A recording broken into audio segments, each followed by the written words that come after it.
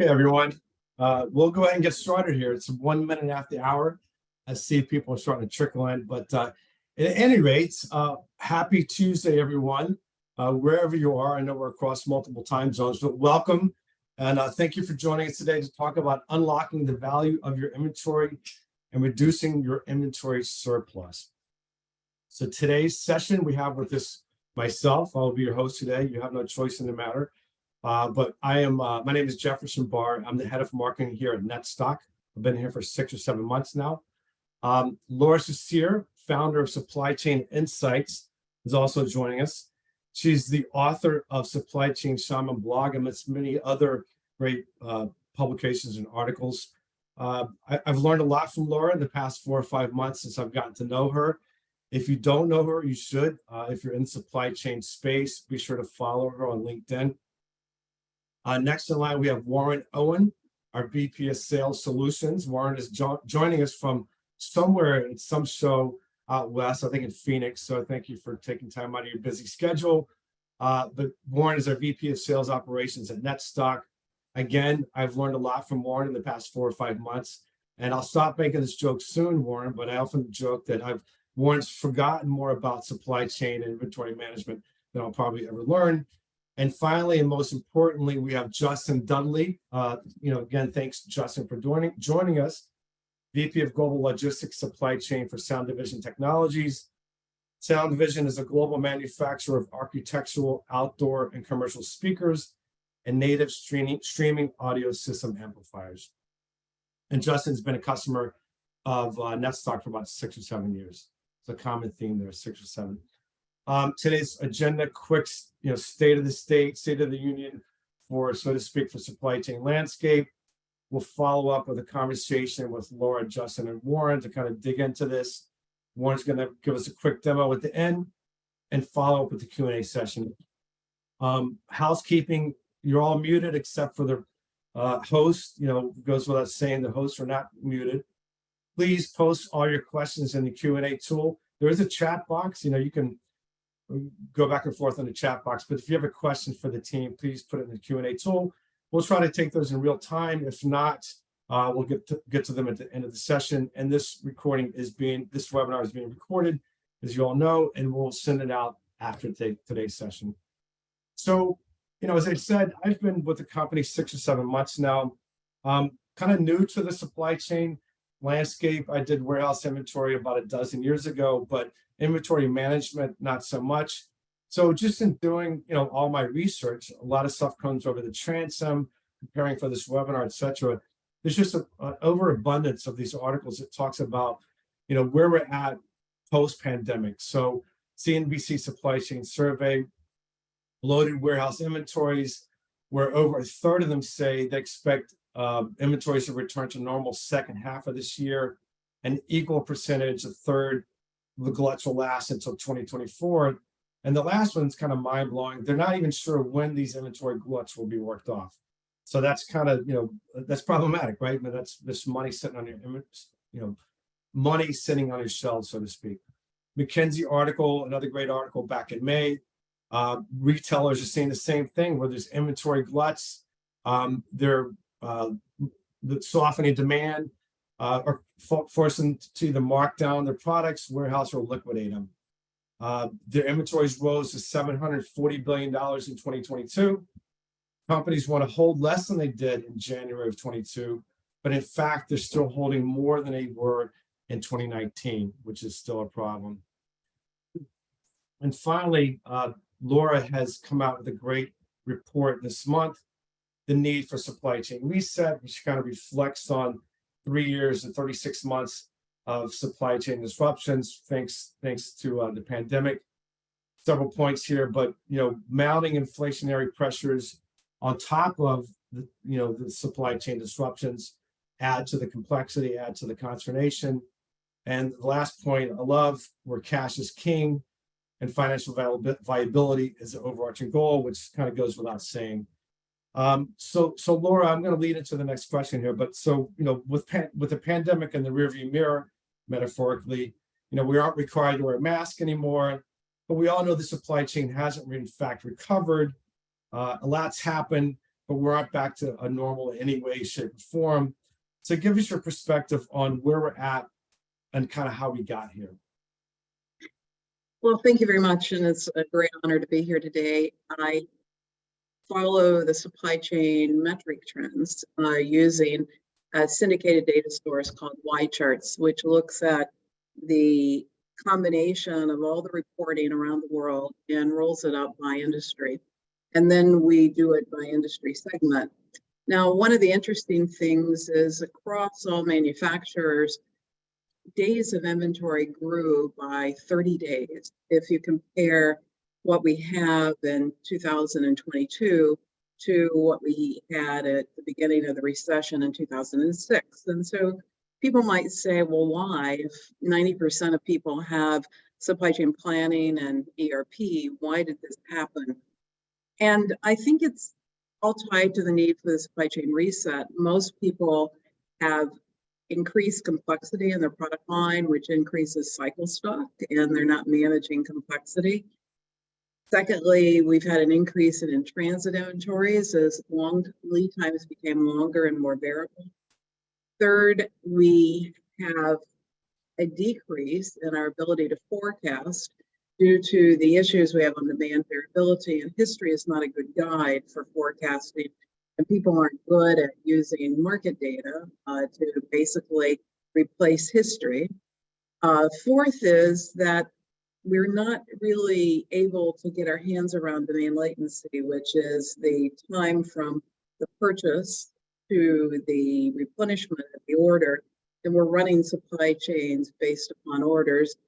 And fifth, I think alignment issues have caused us to have a lot more inventory. You know, inventory is everybody's responsibility, but nobody's responsibility. And so getting really clear on the role of the forecast, the role of inventory is important for an organization, but it's tough because the gaps between the financial and the operations groups have grown threefold over the last decade. And people might say, well, wasn't this all based on the pandemic? But you can see that inventory levels grew over this period, and it was an issue as we went into the pandemic. I hope that Jefferson. Yeah, that's great. I mean, so if I kind of repeat what I've heard, so essentially we were already heading down the wrong path regarding effectively managing inventory prior to the pandemic, and then we're broadsided by COVID. So would you say it's worse than you've ever seen in your career? And if so, why would you say that? Well, supply chain management was defined in 1982, and it's the worst that we've seen since supply chain management was defined. My career started in the 1970s, and so, tracking inventory has become much more problematic. Yeah, I mean that's just the way it seems to me. So, kind of moving on, I hear Laura often you make the point that cross-functional discussions are more important in making intelligent supply chain planning decisions than ever. But when in fact these discussions are not happening or occurring as much as they should. And we're still suffering this post-pandemic supply chain hangover. Therefore, it should be really important to organizations that they overcome this issue. And you have a great slide. Let's kind of move to the next slide. You have a great slide that kind of speaks to why cross-functional discussions is important and why organizations should embrace this. So maybe you could speak to this for a second.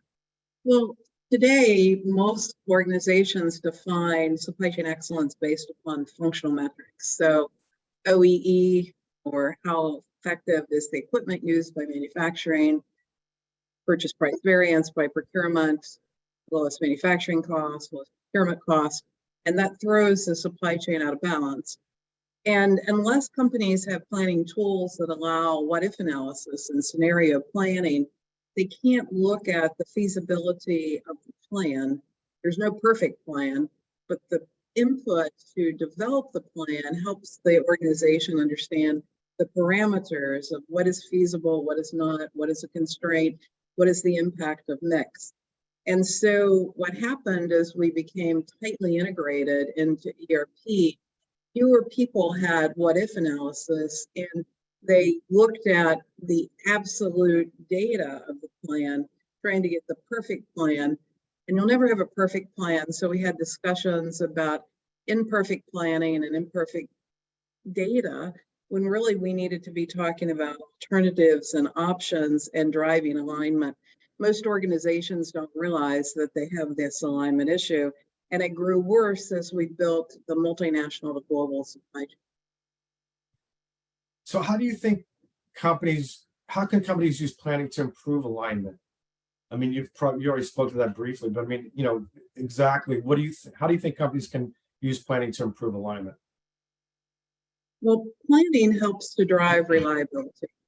So if we look at forecast value add in demand planning, and we look at schedule adherence out of production planning, and we look at first pass tender and transportation, and we can bring that into planning and tie it to the reliability of the customer response, that helps us to drive organizational alignment. No one in the organization is going to argue that customer service matters. They may argue about the definition of the metric, but getting that alignment against a balanced scorecard helps companies to get past the functional metric discussions into what really matters, which is the balance sheet and customer service. Yeah, always a balance sheet. So I'm just going to stop share for a second here, a couple minutes. So, Justin, I'm going to bring it back to you.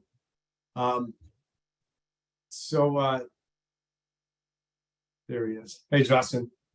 Morning. So listen, from our conversations that we had leading up to this event and, prepping for this, I understand you're essentially an outlier, albeit a good outlier. Not all outliers are bad, but you're a good outlier in the sense that, you are so much in command of driving this cross-functional discussion to a greater degree than we've seen, with most organizations. And it sounded like you were more or less naturally aligned.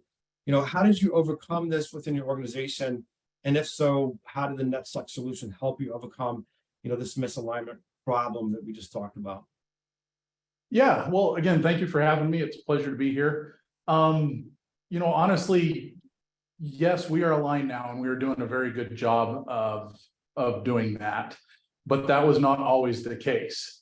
We've actually experienced everything that Laura was describing, and you honestly don't know how bad it is within your organization until you do start to correct it and see where you're at now versus where you were then. So alignment really began for us to improve when we implemented NetStuck and began to use it as a resource to drive more discussion. Because of the visibility of the data that NetStuck is able to provide, when I was asked to take over inventory management, inventory control, ordering, et cetera, what I decided and what we decided as an organization, that in order to use that information and to improve what we were doing, we decided that we would meet regularly and we would actually have discussions between the CEO, the vice presidents of all the departments, sales, our controller, and so on. And we discussed both the historical information that we had in order to kind of drive the discussion, as well as what forecasts, what the environment was telling us, what our customers were telling us, and using all of that information in order to make decisions on how to best replenish the inventory that our customers needed. So honestly, it was the implementation of NetStuck and being able to have a tool that provided the information that drove a lot of our alignment, and it has just slowly progressed and become better as we've moved along. I remember when you were talking about it, I think you sat everyone down in a room and showed them kind of like, this is what we're doing now.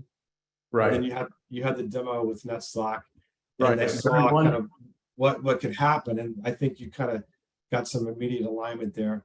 Yep. They saw the light of like, this is what it can look like. Yeah, we were using a very one-dimensional Excel sheet with one individual that was essentially in charge of figuring out what we needed to order and how much.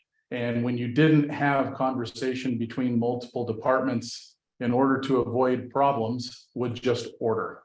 And so bringing in NetStuck, having the information at our fingertips and really the ability to analyze and strategically attack inventory, that is where alignment has really come into play for us and has just gotten better.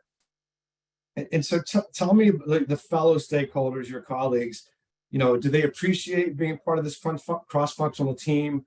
Having that increased interaction and visibility. I mean, do they actually like high five you and say, "This is great"? Like, we can all I don't know that we're high-fiving anymore. Sometimes when we come in and the answer to what they want is no, it doesn't always bode well for that moment in time. But yes, everybody does appreciate it, and everybody has been able to see the value, both just in the results that we've been able to provide for our customers. I mean, essentially, we had an inverse relationship with inventory. We had an immense amount of overstock, but our fill rate, or our ability to fill our customers' orders, were lower.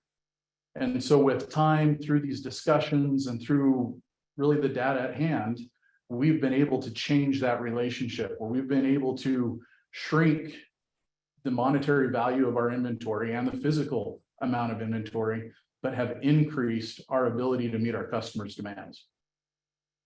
Yeah, so that's a good segue. So, again, getting to know you and talking about the solution, etc. I understand when we, originally deployed 6 to 7 years ago, there's that 6 to 7 number again. There were numerous reasons why you deployed NetStock, but there were two main reasons. It sounded like you just mentioned one: too much cash tied up in your inventory, and secondly, you had stockout issues that you were experiencing with key items. So maybe just go back in terms of when we deployed it originally, why, how did you solve for those two reasons I just spoke about there? Yeah, so the way we were able to solve it is we were really able to get our eyes on what was actually happening. So like I said before, when I originally took over the responsibilities of inventory for Sound Vision Technologies, I took over for an individual that was basically unilaterally using an Excel sheet to more or less just know how many do we have, how long does it take, and just order. And when we weren't aligned, we had different departments that was putting a lot of pressure on this individual to make sure we were in stock, make sure we don't run out. I want to guarantee that we have an item for all of these customers. And ultimately, the result of that was a unilateral just order spree. He was putting forth numbers in front of the purchasers and saying, here's what we need, and it just happened. So when we were able to really get our hands on the data, on the information, and make evaluations, I think over the course of about 12 months, we were able to shrink our total inventory holdings by about 25%. That related to about $1 million. We increased our ability to satisfy the demands of our customers, to increase our fill rate as a stat. And for one example, we had a single item, a specific item, a speaker that goes with our outdoor systems that was becoming very popular. And in order to avoid the conversations with the sales team and wanting to guarantee that we were in stock, we came to find out that at the point that I took over and we implemented NetStock, that we had over 18 months worth of inventory on hand of that individual item. And so it took us some time, but over the course of that same 12 months, we were able to dwindle through that and know when and to what extent we needed to start replenishing that again. Well, at least the sales guys weren't mad at you for not having stock, right? They weren't mad at me, no. The CEO wasn't too happy about having that much stock on the shelves, but yeah, I think that's really great. I mean, I think that's the beauty of it, that once you kind of get a grip of it, you can quickly kind of dwindle down. And one thing I do remember in watching, you guys graciously did a video case study for us, but I remember one of your colleagues was saying you were able to take that additional funds and invest it in new space, new building space and inventory. So I mean, that's the beauty of like unlocking that cash. You can put it other places, not just the bottom line. You can go spend it on things you need to spend it on. Absolutely. So I'm going to transition back to Laura now. So, Laura, when I reflect on what you were saying earlier, and when I review the overabundance of these, ripped from the headlines data around post-pandemic supply chain, plus the high cost of capital. I'm kind of making this, these are my words, but I think this is like the perfect storm for supply chain disruption, and I'm going to share my screen again. You have a great slide that speaks to this. With regards to the cost of capital, and now that we have this post-pandemic problem, now it's more expensive than ever. So maybe walk us through the slide that you have on the rise of inflation and impact on the supply chain. Well, as supply chain professionals, we know that planning is typically all about volume, and the financial systems tend to focus more on price and revenue. And so there's always a need for us to balance mix, volume, price, revenue, and that requires working together in what-if analysis and scenario planning. And over the last decade, from the end of the recession in 2010 and to 2019, inflation levels were pretty low. And as inventory increased, we offset the rise of inventory by increasing payables to suppliers. And one of the issues that we have is that supply is very constrained now, and you can't really extend payables any further. But we now need to deal with inventory, and there are two issues. One is inventory levels are high, and we've got the wrong inventory, which is a reliability issue. But the second thing is that the inflation cost of that inventory greatly impacts cost of goods sold, which is really hitting that P&L really hard. And so the need for alignment, the need for what-if analysis, the need for good planning is really critical now, because inflation is the highest it's been in 40 years.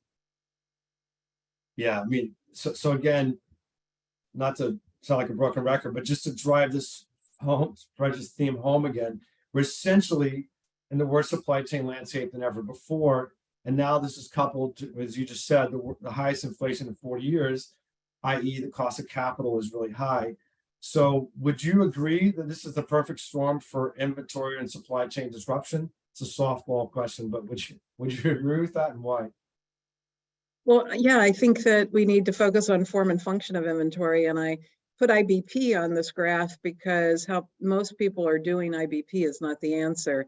We can't tightly couple the budget to the supply chain plan because that limits our ability to deal with market variation. And so using market signals and planning to look at alternatives and balance opportunity and risk has never been more critical. And I encourage all supply chain planners to use this as a learning opportunity for their organizations. And I like what, our case study has done about the use of a planning tool to do just that. Yeah, I mean, because when cost of money is cheap, you can make mistakes and get away with it. But now in this environment, you can't continue to make these mistakes. So guess what, Warren? I'm coming back to you now. I'm going to pull you into the loop here. So listen, you're dealing with dozens of customers and prospects weekly. Sometimes daily you're dealing with, you're doing like 2 or 3 presentations. So what are you seeing from organizations that are dealing with this perfect storm of pandemic related inventory issues, inflation, etc.? What's the way forward for them? Like, what are the discussions you're having? So a couple of things there, Jefferson, and thank you very much for having me. I mean, I think, there's an old thing that says, if you fail to plan, you plan to fail. And I think that's certainly what gets surfaced in these tough times, because the margin of error becomes, tighter. So certainly what we see in all of our operations, not just in the United States, but in Germany, in Australia, South Africa, and the UK, is that people are taking this inventory thing a lot more serious. There's a lot more return expected. It's no longer a warehouse full of stuff, but rather an asset that needs to move and make a return. I've been on a couple of sessions the last couple of weeks, and where I never used to hear people talk about benchmarking and comparing themselves against their competitors, people are doing that now. People are coming to me, even last night. The conference starts today. And by the way, anybody that's in the Scottsdale, Arizona area, please swing by for the Dynamic Con and come say hi to the NetStock team. But just on that note, people are talking about stock turns. What should my stock turns be? I'm in the automotive industry. Do you think a 13 turn a year is good? So those were some of the things that I never really heard people talk about, other than the the big old mean CFO in the room that always puts pressure on people to, get return for the investments. We're certainly seeing that. I'm also seeing a lot of, customers coming and talking about more demanding customers. So their customers are becoming more demanding, wanting more things, wanting more variety. So it's a double-edged sword. And then you've got the economic situation that we're in, as Laura and Justin kind of touched on. It's getting tougher and tougher. So that's certainly what we see on a day-to-day basis. And that's probably on about maybe 10 to 15 demos globally daily. We hear that more. That's crazy. So, all right, trick question. Is your inventory an asset or a liability? And Ooh, why? that's a good If one. so, why? So that's a tricky one. So it's both. It really is both, and it's often both at the same time. And again, when money was cheap and freely available, and the bankers weren't putting people under pressure to get a return, well, you could have a warehouse full of stuff and open a second warehouse and an overflow warehouse, and it kind of was okay because we'll sell the stuff. The reality is that it becomes a liability when your holding cost starts eroding your margin that you make. And in this day and age, as we all know, and all the people on this webinar, moving stuff globally in containers and ships has become really, really expensive. So single-digit margins and an item sitting on a shelf for more than 9 months is a recipe for disaster. Yeah, you can't get away with the same kind of mistakes we made before, right? It's too costly now. I guess you probably could, but not for long.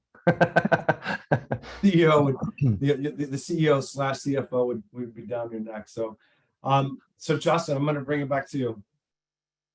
So, again, talking earlier about when you first engaged in that stock 6 or 7 years ago, this was because of the basic inventory issues that we spoke about earlier, excess inventory, stockouts on key components. But as you illustrated or talked about, rather, once you deploy NetStock, you kind of resolve these issues.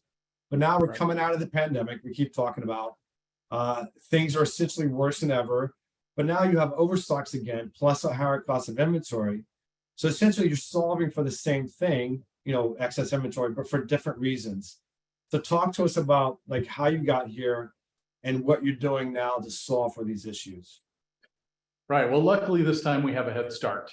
We've got the tools in place and we are already meeting. We're already aligned and working through the challenges that are at hand. So essentially what the position that we're in now is due to, as I called it, trying to pin a cloud to a wall. And that was during the pandemic, and the impact that it had on the supply chain is it seemed as though everything that you were trying to plan for, everything you were trying to react to, and everything that you were trying to get ahead of was moving on a daily basis. So we did, for a period of time, moved our monthly meetings to discuss inventory plans, forecasts, et cetera, and move that to bi-weekly to try and adjust for suppliers that seem to be changing our lead time, production lead times. Your time in transit was increasing almost weekly. And so we were constantly trying to move with all of those things that were moving. And inevitably, the way that we've gotten to our overstock now is everything started to change and go back the other direction, but at a much quicker rate. We had suppliers that moved us from pre-pandemic 60 days of production lead time up to 300 days of lead time. And so we adjusted for that. And so we had purchase orders in to account for that, to account for the time in transit. And without much notice, all of a sudden, with 3 or 4 purchase orders in the pipeline, they changed that production time frame from 300 days down to 120 days. And so all of a sudden, we had multiple POs that were planned to be for the course of a year's worth of production coming in all at one time or in very close proximity. And so we were stocked up. And it was good for a period of time because you were trying to come out of a period where keeping and holding inventory, meeting your fill rate demands was very difficult. But because we are aligned, because we're having those meetings, we're able to look and see and hear from every side of our company what is happening and how we can adjust and what plans we can make. We do forecast. Going back to the slide that Laura had about near the beginning of the presentation, talking about what's going to happen with inventory glut. I think we will be well ahead of even the 36% that said by the end of this year. I think that by the end of this summer, we will be back right on par to where we would like to be. So yes, we did suffer from the impact of the pandemic. We did end up with overstock again in our response to production lead times really shooting all over the place and time in transit. But our ability to respond and maintain our fill rate is going to be much quicker and much less painful than I think what the industry standard will be. That's amazing that you'll wrap it up by this summer where, I guess it's like 2/3 of them is either end of the year or they don't know, so that's phenomenal. I do remember you talked about, no tool is going to be able to outpredict the pandemic. That's just not once in a lifetime, but one of those saying, well, maybe it is once in a lifetime event. I hope it is. And I think you talked about how it allowed you to be in a better, you just spoke to that. You're in a better position now because you have a planning tool like NetStock, inventory management tool. So maybe speak to that for a second. Well, yeah, you're able to respond. I know we all want to get ahead of things, but I don't think there's really any way that you can sit back and say, boy, how do we get ahead of a once in a century pandemic with modern day supply chains? I don't think that's possible. I think what you need to be able to do is one, be an organization that is limber, that is able to adjust, that's able to react, able to respond. And the other is I think you need to have the tools at your disposal to understand what it is that you have and what you're capable of doing to respond. And for us, NetStock has been invaluable in that. It gives you the visibility to be more agile and kind of make, I mean, you mentioned making strategic decisions, right? So like, you're not just kind of finger to the wind, so to speak. Not at all. Real insight. We're able to look item by item and decide what we want to do and to what extent we want to do it. Yeah. One couple more things. I love, you talked about this before. We're doing it on Excel. I mean, I think a lot of people on the call maybe feel that pain. If not, they're doing other things, but it could take, an entire day. I remember you said you would try to prepare for a meeting. It might take an entire day to do it in Excel, whereas now you could do the same work in 30 minutes. I mean, that was roughly the numbers you gave me. So how does that look? I mean, how does that happen? I mean, you described it perfectly, using the old-fashioned Excel sheet where you just had to drop all the raw data out of your ERP system and then plug it through and really get a one-dimensional look at what your inventory was. And just ultimately you're looking at what's your lead time and do you need to now put in an order? How much do we need to put in? How many months do we need to order? It was really a much more difficult bit of information to try to take into account. Now, putting together an inventory replenishment meeting, as we call it, if I need to, I can have all the information in detail ready to go in a readable format for the rest of our team in 30 minutes. If you want to go even further, when we're in that meeting and we start discussing the intricate details of certain items or suppliers or groups of product, we can do it on the fly, live in the meeting, and check everything that we want to do or what its status is or what the impact of a decision would be in the near and long future. So yeah, you can call it, taking a day down to 30 minutes. You can call it taking a day down to, if you need it now, I've got it for you. Yeah, I think the other thing we talked about is, it's pretty obvious, but that frees you up to do other things that are like more important, right, than doing an Excel file. So that's one of the soft. I mean, we have a lot of hard benefits in terms of cash, inventory reduction, etc. But the soft benefits of a tool like this, it goes without saying, that allows you to be more productive in other areas for the business. Absolutely. Yeah, absolutely. All right, so I think, Warren, I'm going to kind of ask you to bring it home here, so to speak. And I think you may be doing a demo for us, but question is, how can others, adapt to what Just is doing? Where do you see the gap? Other people struggling to find a solution for their inventory woes, the perfect storms, I keep calling it. What else can they do? So maybe you can talk to us about that, and we'd love to see a demo if you got something up your sleeve. Absolutely, I'll do my absolute best. I got to warn up ahead or up front. I am remote, so I might have a little bit of fake internet connection, but we'll do our absolute best. Now, On that note, Jefferson, not every organization is going to be lucky to have a Justin or a continuous improvement agent, or, often I hear people call these unique unicorns cheerleaders, whatever you want to call it, that continuously drives this process.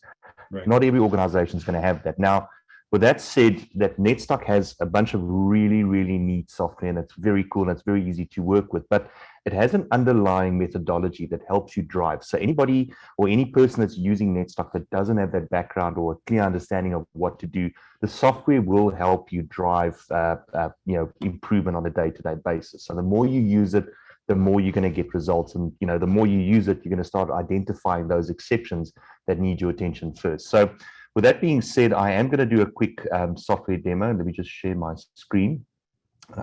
I'm very excited to say that everybody on this call, let me just see, Jefferson, you should be able to see that, right? Yes, got it. Let me just get that going. So everybody on this call will probably be the first to see the new NetStock's AI engine, which, thanks to ChatGPT and all these wonderful technologies out there, has really driven our team to develop something that really makes it even more precise and crisp as to what you need to do. So what everyone's having a look at here is a instance of NetStock, which really, from a dashboard perspective, it does show you a lot of high-level information. So through stock holding, excess, and surplus orders, it tells you financially what is happening in this business. You'll very quickly recognize that the system says I'm sitting on $28 million worth of inventory. The system says I should have $13.5 million of inventory, and it's actually gotten worse. It's actually gone up by 41%. So it's telling me a nice little dipstick or a 30,000-foot view of where am I actually heading. Now, from a service perspective, you have things like fill rate, stock out, and potential stock out. So it'll tell you what you're targeting. Right now, it's a 94.2% aggregated target fill rate for this location or this business. I'm achieving a 98, which means that I'm generating more than what I planned for. So I might actually be very well over invested. And then lastly, I call this the dipstick charts, but it actually shows you what is the actual stock turns. It's currently blended at 2.6. What should that be? Should that be 8, or should it be 1, or should it be 2? So a lot of information that the tool gives you. Now, the thing that I'm most excited about, as I said earlier, is we've introduced what we call an opportunity engine. And this opportunity engine is an AI-driven engine where if you don't want to actually go through the dashboard and have a look at those fields to try and free up working capital or expedite an order or whatever that might be, you can very easily use this new opportunity engine, which is going to be launched, I believe, later this month. That actually goes and narrows this down. So yeah, you can very quickly see I've asked the engine, give me an opportunity or give me an area where there's an opportunity. I can see there it's found 366 units of order placed on a product. It now says that surplus is required. You don't need this product, and you will reset your result in $50,700 in excess. So the nice thing about this is that I can now start going through the process of saying, yes, these are the sort of things that I'd like to see, which means that I'm training the engine to give me those things that are important to me. So I can pretty much go on to the next one where it says, there's items in surplus orders. So go and do something about this. Go and get on the phone with the supplier. Try and figure out before these things arrive here, do I need it in this location, or could I maybe do a drop ship to somewhere else? So these are just some of the things that we're continuously enhancing. And anybody that uses NetStock will know that there's continuous development, new things that we're adding to the platform to try and make this journey from sort of informalized planning to formalized planning to operational excellence. And that's pretty much what I want to cover in this segment right now. So that being said, Jefferson, it's a really nice piece of software, but it's underlined with a nice methodology and a very thorough training program. So I know there's a lot of people in NetStock that will say, give me anybody and I'll turn them into an inventory expert. Well, it's because we've really developed that training and the methodology over so many years. So I'd be more than delighted for my team to do a personalized demo for anybody on this call. For sure. Well, that's exciting. So we decided to give everyone a sneak peek at the new functionality, and thank God the internet connection allowed you to do so. It went splendidly well. So thank you, Warren. So I'll just kind of wrap it up here. As Warren said, we're continuing to add new functionality to our platform, but we're using we use the term made for supply chain people by supply chain people. Our founders, a dozen years ago, started NetStock based on the idea that small to medium-sized companies needed the same solutions that enterprise companies had, but they could not afford. So they brought to market an affordable product that help these companies get up to speed rapidly and give them the insights to be successful. We have over 20,000, I'm sorry, I just added a zero. We have over 2,000 active customers. And as I said, we have tons of, as Warren just said, tons of supply chain expertise. So we're not just going to deploy and expect you to get up to speed on your own. But as you can see, it's an easy to use platform, intuitive.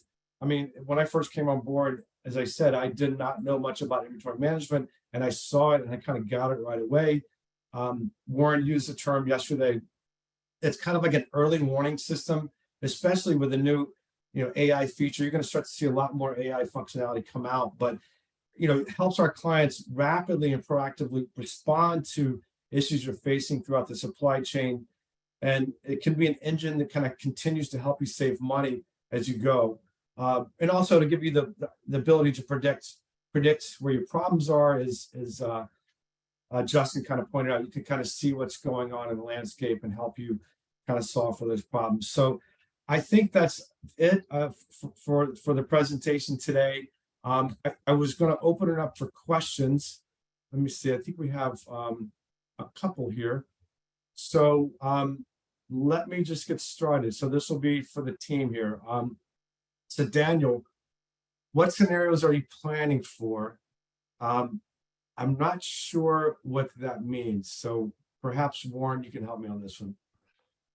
I'll do my absolute best. So I think to answer that one, Daniel, the scenarios that we plan for really revolve around revenue margin and volume. So the system has the ability to continuously project by item, by category, by group of items, by location, what the future consumption will be, as well as what the future orders will be, understanding things like MOQs and MOBs and things like that. So, and that's obviously minimum order quantities to try and get you to that level. So when it comes to scenario planning, there's a number of ways in which we can do that, depending on that specific thing that you need to kind of solve for.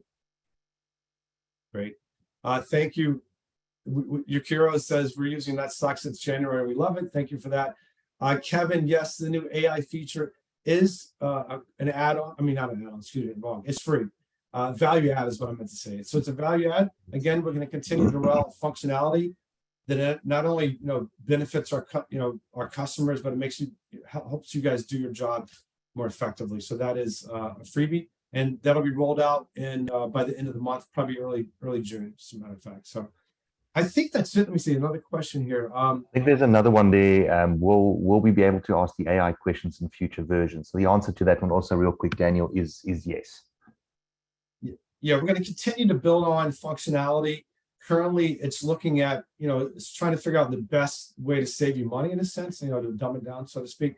But we'll have interactive where you can ask it questions and it goes into our database in terms of, what's the correct question. So, we're seeing, as we all know, I mean, it's funny, when I first started working on this, we're launching the predictive planning suite, and we talked about, we're going to continue to add functionality that adds the predictability of our solutions to help our customers, do their jobs more effectively. And we weren't even talking about chat, AI, well, we had AI, but not ChatGPT. So this has taken the world by storm, and we've, embraced it, taken the bull by the horns, and you'll start to see a lot more of this functionality rolled out as we move on.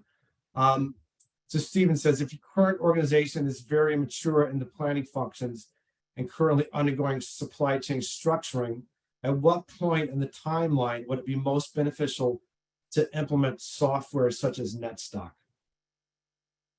think that's a Warren question. Yeah, let me chime in there. So my answer is always going to be ASAP, yesterday. So, and the reason for that is that it takes a while for a team to get comfortable with a new piece of software. It's often going to be very different to how they're doing things currently. So the sooner the better.